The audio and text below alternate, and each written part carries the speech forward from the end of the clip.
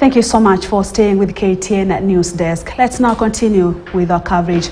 And leaders drawn from the northern Kenya and diaspora have joined forces to launch the Nurture Horn Africa Foundation, a non-government organization aimed at bridging the gap in matters education, healthcare, sanitation and connection in the northern part of the country in the Horn of Africa. The counties in the northern region have borne the brunt of the latest worst drought in 40 years in Kenya, which has threatened to draw back the gains made in the education sector and other development areas. Over 2.4 million people have also been reported to face starvation as drought continues to bite.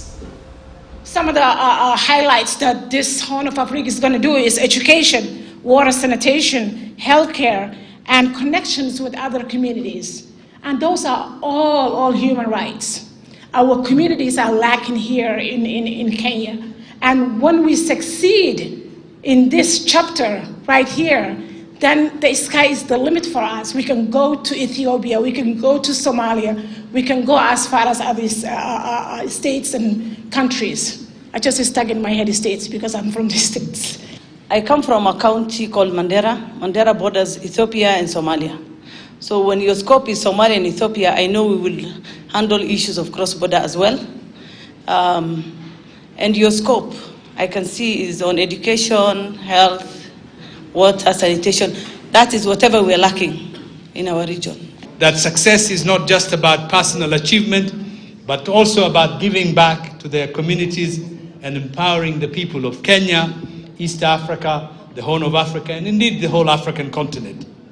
In their careers, they have soared to new heights, breaking barriers and defying odds. But rather than resting on their laurels, they have chosen a path less traveled, a path that has led them to establish an NGO dedicated to the development of their homelands. While the government, county governments and extension